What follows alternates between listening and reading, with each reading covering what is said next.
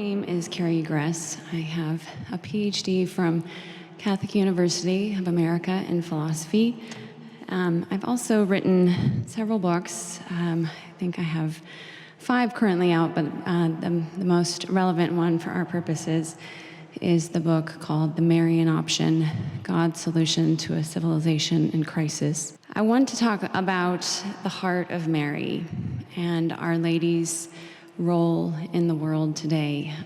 Obviously, we're living in really remarkable times, and as I wrote in The Marian Option, Our Lady is truly the antidote to what we're seeing in the world.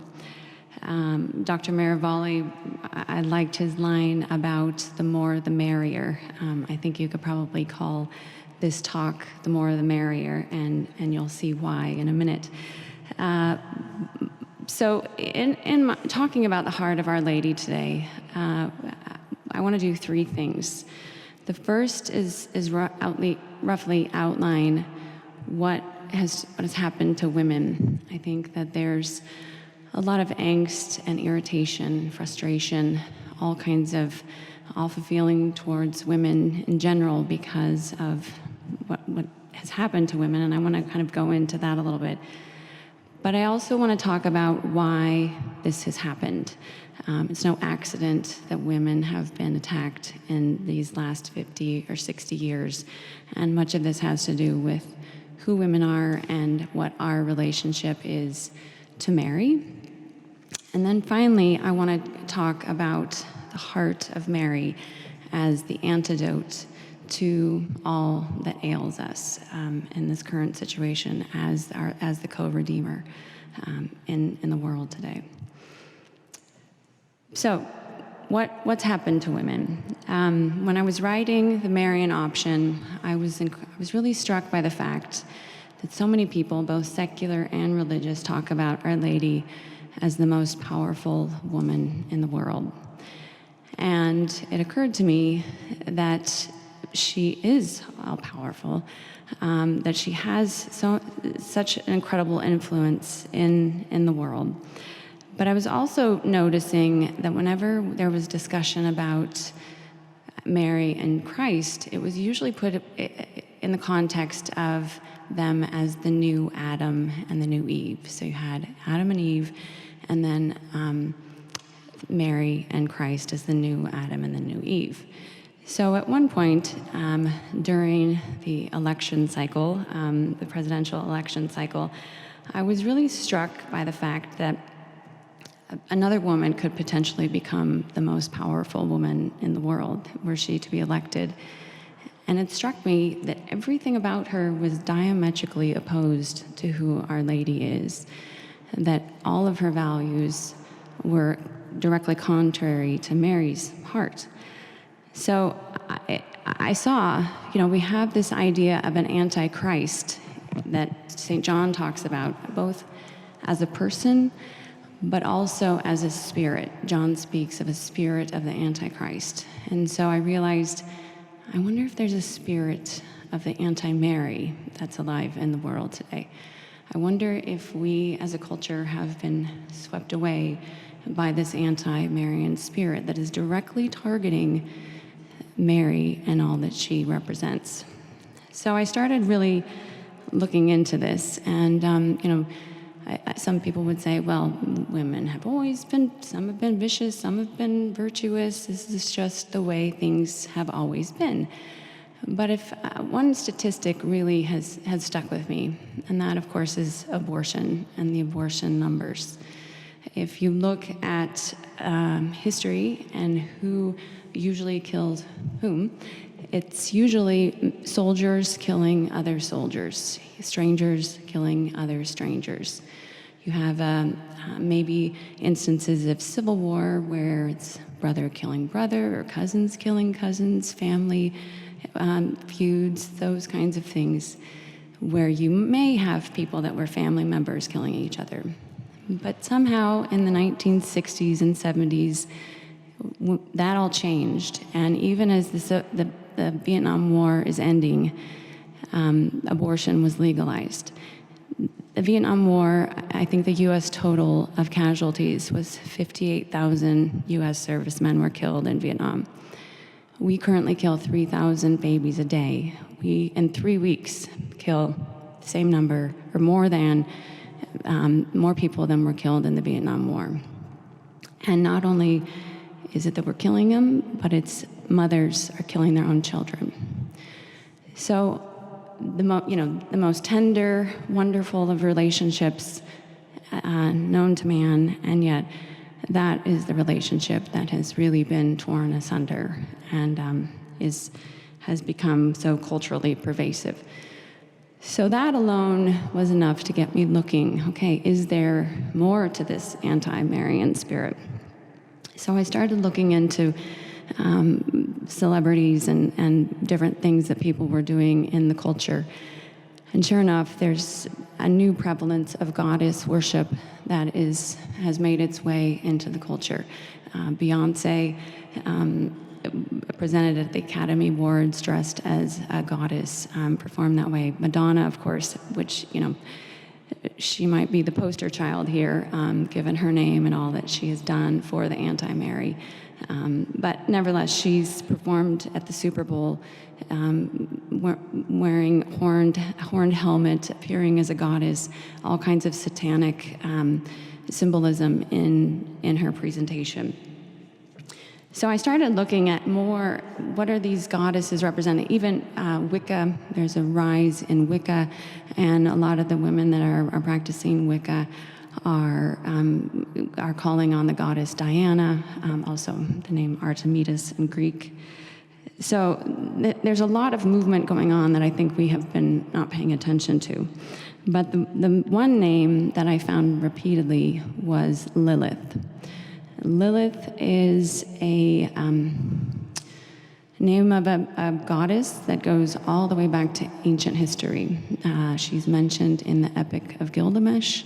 She is, in the Middle Ages, it was one of the rabbis said that she was actually the first wife of Adam. He was trying to fix some discrepancies in Scripture, so he said Lilith was the first wife of Adam, and she was cast out of Eden.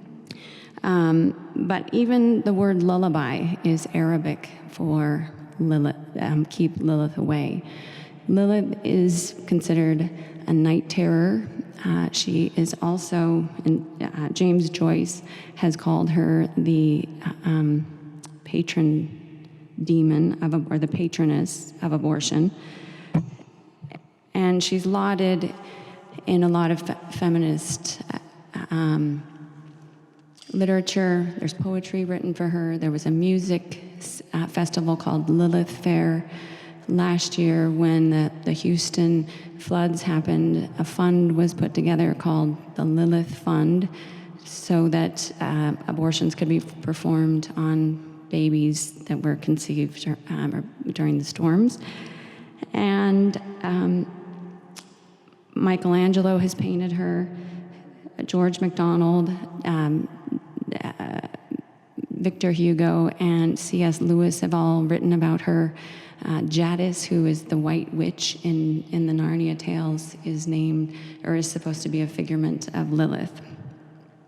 So what then does Lilith do? Well, one commentator I read characterized her simply as her goal is to seduce men and kill babies.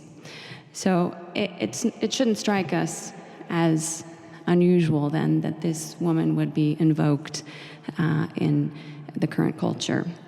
I spoke with an exorcist, Father Rippiger, about her, and he said, in fact, there is a demon named Lilith, that she's one of the 5 hardest to actually exorcise, and that he said all demons are genderless, but they manifest as male.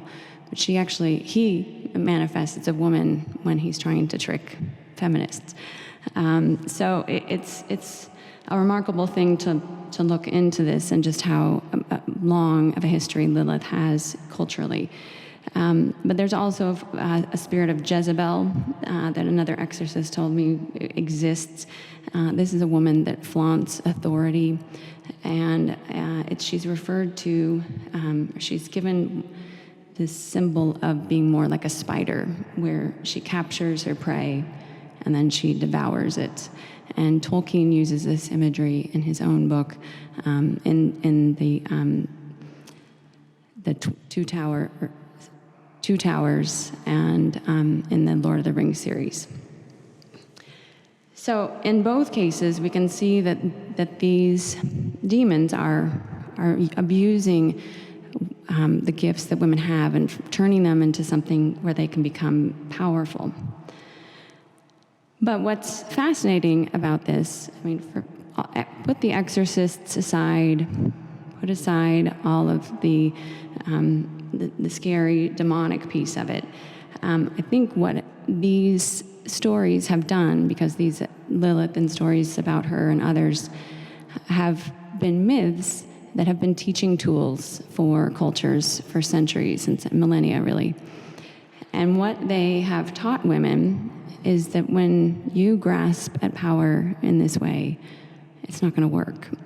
There's an incredible book called The Great Mother that I read recently, a German man named Erich von Neumann.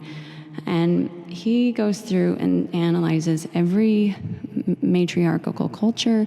He analyzes all of these different goddesses from the myths throughout history.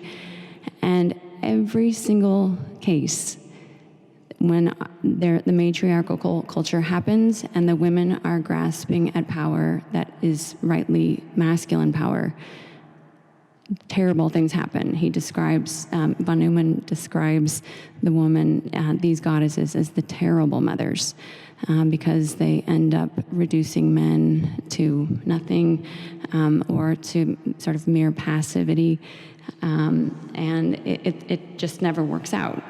So we can see that these stories were told, again, as a teaching method, and they were great for centuries. And then, of course, when the Catholic story starts, when Our Lady comes onto the picture, suddenly you have this sort of things to avoid. Well, now we have this new story of Our Lady, things that we should take up, how it is what the woman that we are supposed to emulate. And von Neumann, in this Great Mother book, talks about how there's no one like Mary in all of the stories of history. All of the goddesses of old had flaws. They were vengeful. They were angry. They were jealous. There was something about them that was flawed. And so the fact that we have Our Lady showing up, who's immaculately conceived and she's perfect, she definitely fits into the Great Mother category of the book, of course. But what's striking about it is this is something that humanity never thought of before. They never thought of a perfect woman. And it was only through the incarnation of our Lord that the perfect woman comes about. So if we consider all of this backdrop, the ancient stories of myth and the modern, or the more contemporary stories about Our Lady and how women should act, what happened in the 1960s when all of this anti-Marian spirit started rising up was that women didn't know these stories. Our Lady, obviously, especially in America, it's a Protestant country, she wasn't lauded, and nobody knew these stories of Lilith or of Jezebel or other demons to help protect us against what happens when women try to take over. So you have women like Kate Millett, Gloria Steinem, Betty Friedan, who kind of jump on the scene, and they think they're doing something absolutely new and revolutionary. And of course, the irony is that they weren't doing anything new, but they didn't know the stories. Our culture had lost the thread of the stories. So they were just doing what terrible women had done in the past and people had learned from. So the occult then really has a foothold in the 1960s feminist movement. Kate Millett, is a woman who wrote this book called Sexual Politics, and it's required reading for all women's studies programs. And it's a lot of Marxism and gobbledygook, I think is how I described it recently. It's a horrendous book, but she was put on Time magazine for it. She's called one of the Mothers of Feminism. She helped start the National Organization of Women. Well, Kate passed away about 2 years ago, and her sister, Mallory, I've been in touch with her. Mallory has started publishing some of the details about Kate's life that most people didn't know. Mallory says that she had serious mental health issues.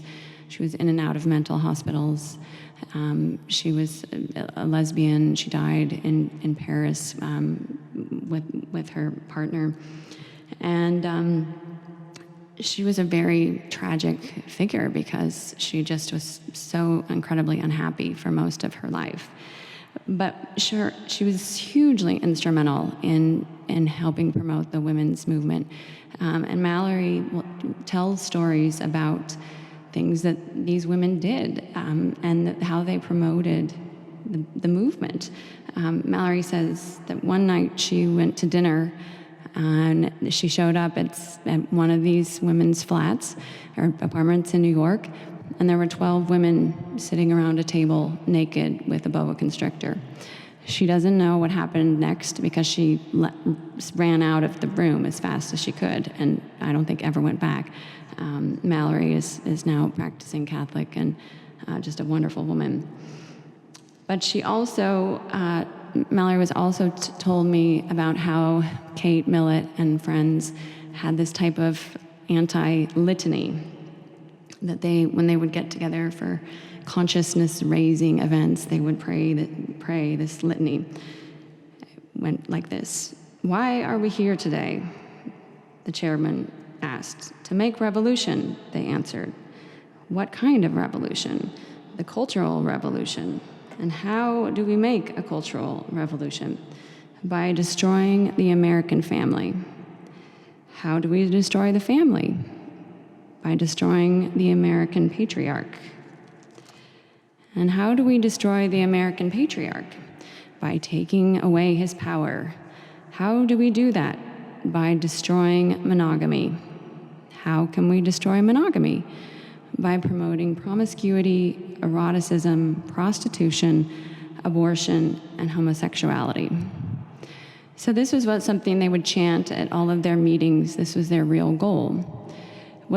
The reason I bother reading this to you is let me read the last line to you again.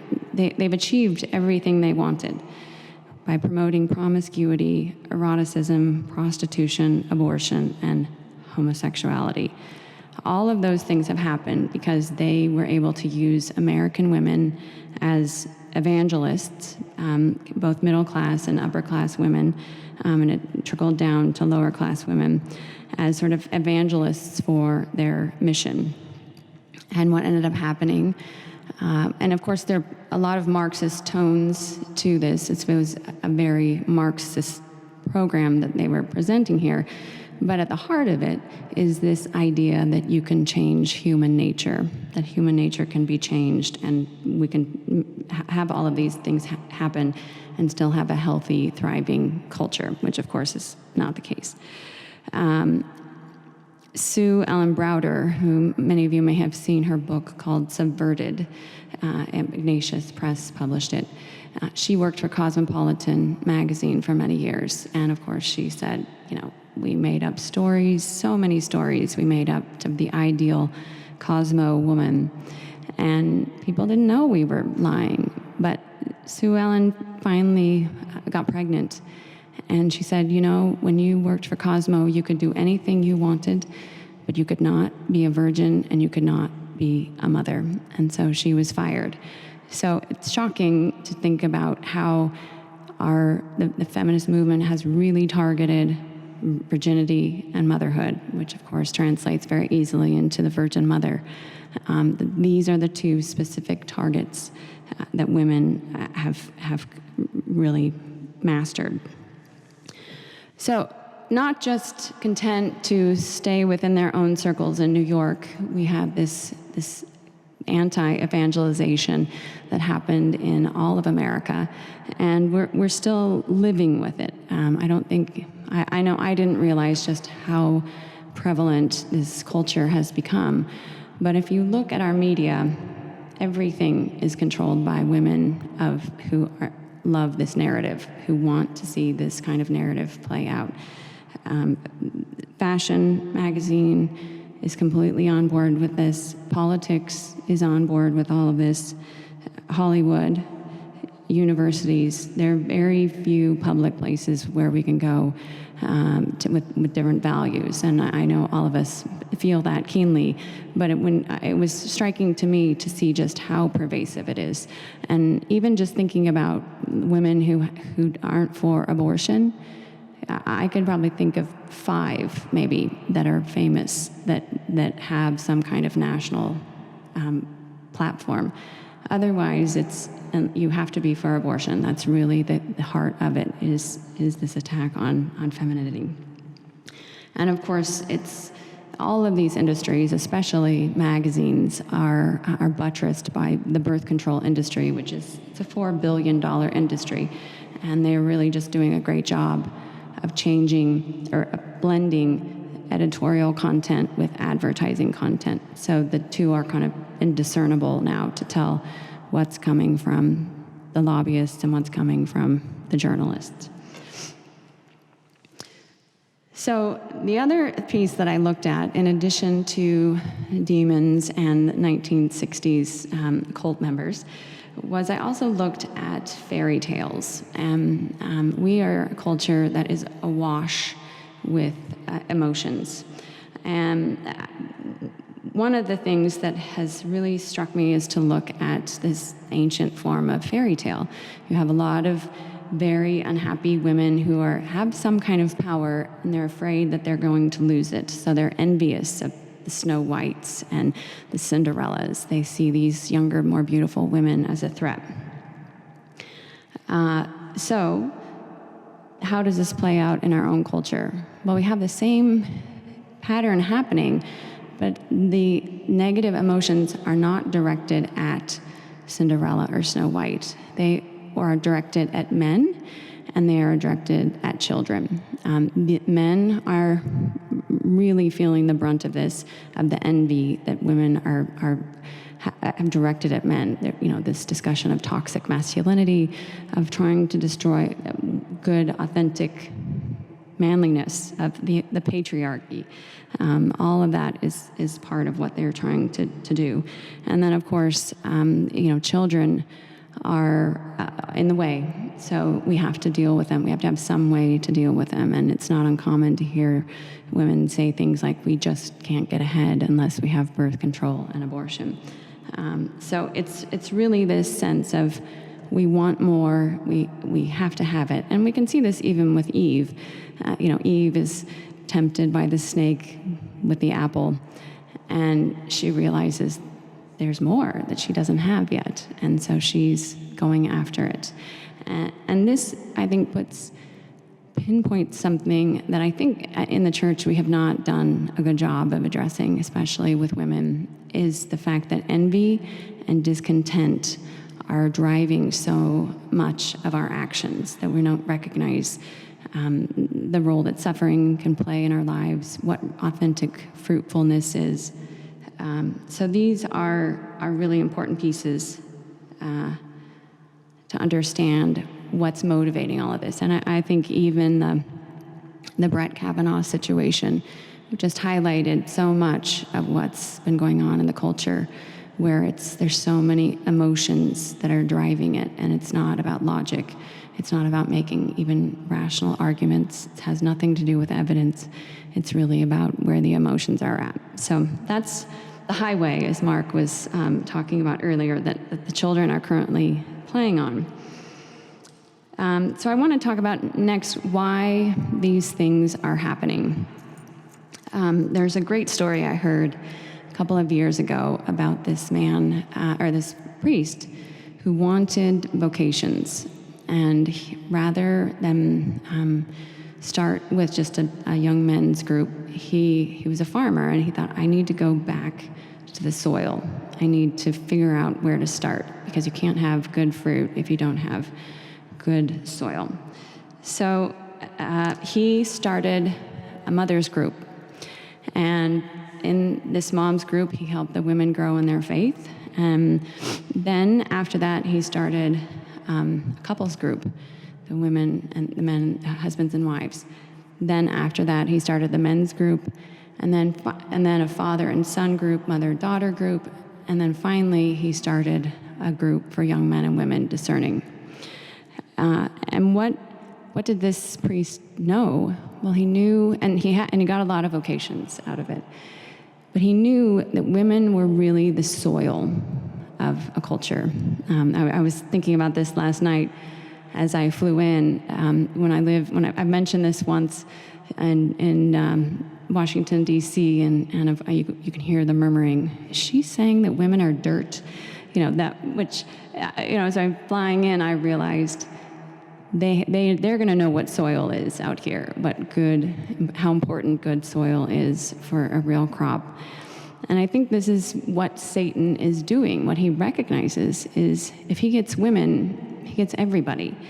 And it's because of this Antimarian spirit that the soil has become decimated. Women have become decimated. So the evil one whispers to us, sterilize yourself. Don't let seeds get planted. And if they do get planted, make sure you get rid of the fruit, because you're not supposed to nurture this. Somebody else can take care of that. You have a career to nurture. So where does that leave us, other than just thinking about this awful highway? Well, I think all these things lead us back to Our Lady, of course. Because if Satan gets rid of good women, it's really hard for people to wrap their mind around who Our Lady is. And this is Satan's attempt to get to Our Lady through women, to cut off that relationship that men might have with women because they had a bad mother, or they had a bad experience with wives, or they had a bad any experience with a boss, or who knows. But unless we as individuals experience tenderness, kindness, love, purity, all of these ideas that are so countercultural, then it's going to be incredibly difficult for us to understand who Mary is. I know I went through this in my own life, just being raised as kind of nominal Catholic and having to reestablish, why didn't I feel this connection to Mary? Well, I didn't know what it meant to be meek. I didn't know that it was good to be humble. I didn't know that these could actually be virtues and weren't just vices. So I think the big thing is just to even recognize, I spent a long time meditating on the idea of Mary at the foot of the cross. And it always confounded me. Why are all the women named Mary? Wouldn't it be less confusing? And one day it finally struck me. They're all named Mary because all women are called to be like Mary at the foot of the cross. This is really the call that we all have. And so as a result, if we can erase that image, if Satan can erase that image of Mary in the lives of everyday women, then nobody knows how to get to Our Lady, which, given the fact that she's so tightly connected to our Lord, if they don't know who she is, they won't know who he is, and vice versa. I love this quote from Saint Bridget of Sweden. Our Lady says, "My son and I redeemed the world as with one heart." So if we can get rid of one of those hearts, then the world really is truly lost, truly lost. So now I want to move on to looking at Mary's heart as the antidote to all that we are struggling with. It occurred to me, looking at all this damage that's been done by the sexual revolution, and much of it is because people don't know how unhappy they are. Women are incredibly unhappy based on all the statistics that we have, divorce rates, depression, drug abuse. All of these things point to some incredibly unhappy women. But women have to nurture something. We all nurture something, even if we don't realize we're nurturing something. We see in the women's movement, women are nurturing their victimization. And this is one of the things magazines have done, is promoted us as victims. So you see women who don't know how to get healed from that.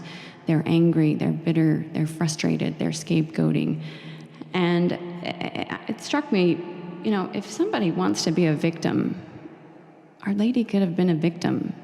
She watched her son be tortured and killed. And yet not only is there not victim mentality in here, not only, she doesn't come at us with rage and say, look what you did to my son. She comes to us as a mother. And I'd never thought about that I should be afraid to approach her because she might be mad because I had a part to play in killing her son. I never thought that because that's not who she is anymore. She didn't let this wound in her life destroy her. She didn't nurture it. She didn't feed it. She didn't let it consume her. And so as a result, she offers us an incredible model to deal with our own wounds. I recently had a friend of mine who passed away. I'd known her since we were 4, and she had been a daughter of an alcoholic and had been abused terribly by her father. And then he committed suicide when she was 13. For 33 years, this woman she was in counseling, and she could never find God. Part of it was because of the fact that she couldn't relate to a male trinity. That was part of her struggle. But what my great consolation was, is I got her to go to Our Lady, and she died of alcoholism this summer. But her friends, when they cleaned out her apartment, said, we found rosaries everywhere. And she held on to this rosary all the time. And I truly believe that she at least made it to purgatory because of this connection with Our Lady. But Our Lady offers us a way out of this victimization by pointing to her son. And yes, I'm not decrying the role that counseling and psychology and psychiatrists, they're important work. But she's got to gently bring us to the Father and really bring divine healing through that.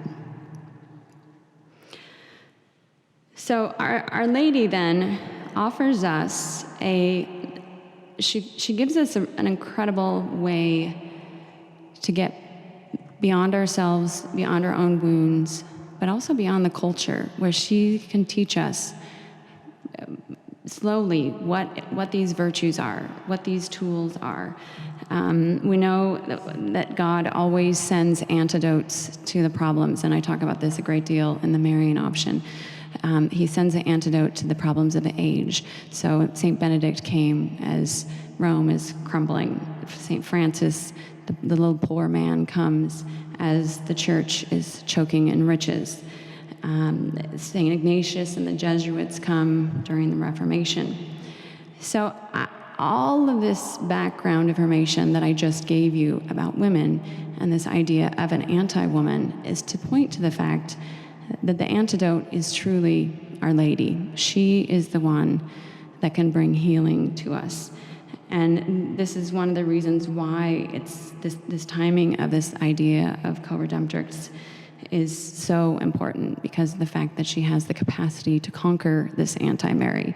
I'm writing a new book on this idea of an Antimary, and in it I have a whole chapter about the different ways that she has conquered demons and goddesses in the past, and other crises. But no more is the crises more specifically directed at her than our age. And this is why she wants so much to intercede for us. She wants so much to teach us, to take us as her children in her hand, and to teach us and show us her son, and to give us true freedom, happiness, joy, and peace once again. So, thank you.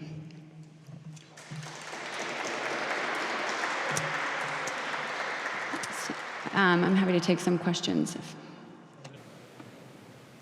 Thank you for that wonderful talk. I just have a question about the role of fairy tales. You mentioned one interpretation and dimension of them, but I think that traditional fairy tales, not sanitized Disney fairy tales, can really present us with a sacramental view of reality. I know of one essay by Tolkien on fairy stories that explains that very well. But why I bring it up here is because fairy tales, traditional fairy tales, can mirror Mary. And I say that insofar as the motif of the anti-mother, the stepmother, is one that shows us that an anti-mother abandons her child, as mothers sadly in abortion do. Hansel and Gretel's mother abandoned them in the forest, or Cinderella's stepmother consigning her to grueling work. And what Cinderella really wanted is that true love, that eternal love that doesn't end. So I just wondered about your take in that, because I think for so long, generations, we have grown up with an idea of what a good mother is, which to your talk that you so aptly said is being twisted in our current culture, has been turned upside down. Right. Thank you for that question.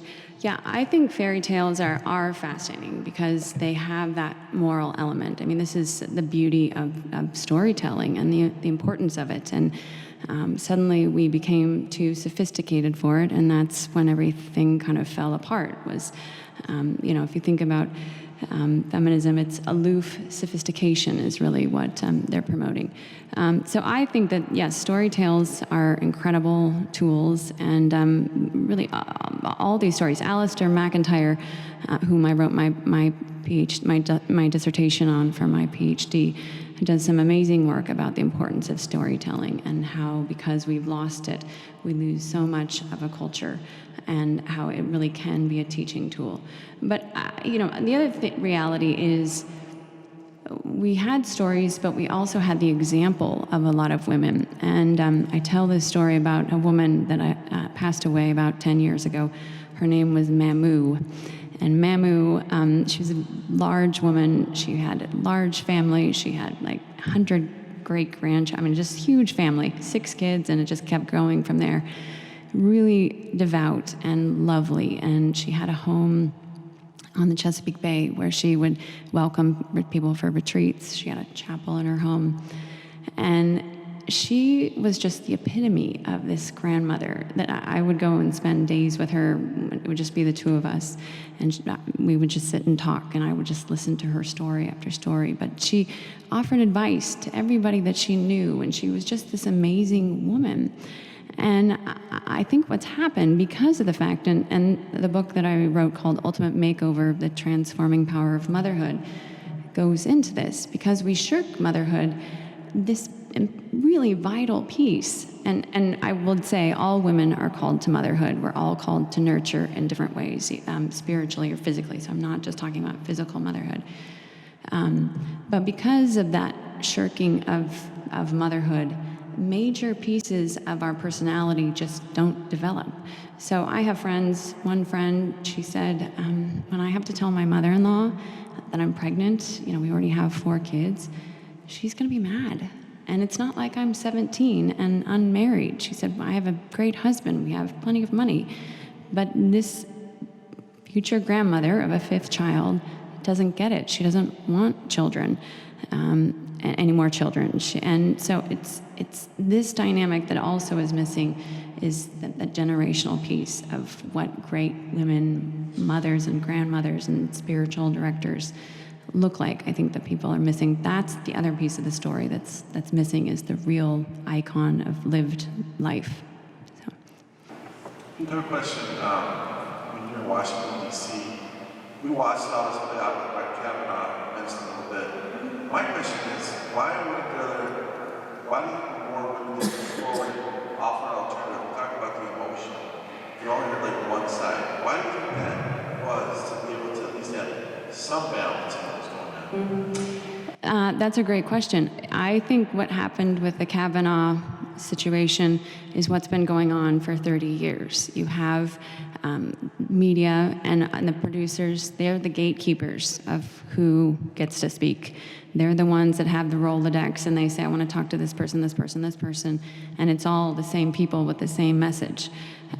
So yeah, I think that's been the big struggle. And of course, Catholics have a giant footprint in Washington, D.C., but the footprint hasn't made it into NBC yet. It hasn't made it into ABC.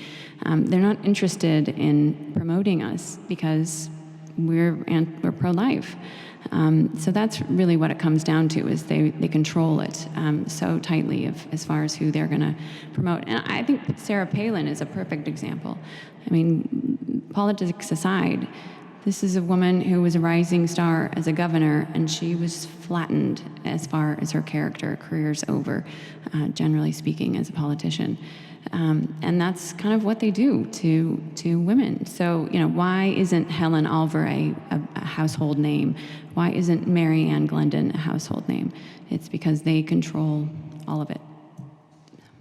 I have to say, though, that I felt that Kavanaugh's wife having us pray, that was a psalm, and it really spoke, and it did come out that we were Catholic, and it did empower our 54-day novena that also happened in roughly that time. So there was some good that filtered through. I think that's much our power of prayer to persevere in that darkness, because absolutely the media was so totally. Right. And poor Kavanaugh, too. I mean, the reality was he couldn't do anything right. He was either too rough, or it was a wimp because he was crying when his daughter was mentioned. I really feel for men in this culture, because you can't do anything right. I'm sorry. There's just nothing that you can do that's right, because they're not playing by the regular rules. They're playing by illogic and emotion, bullying and tantruming. So yeah, it's incredibly hard to make a rational argument at this point.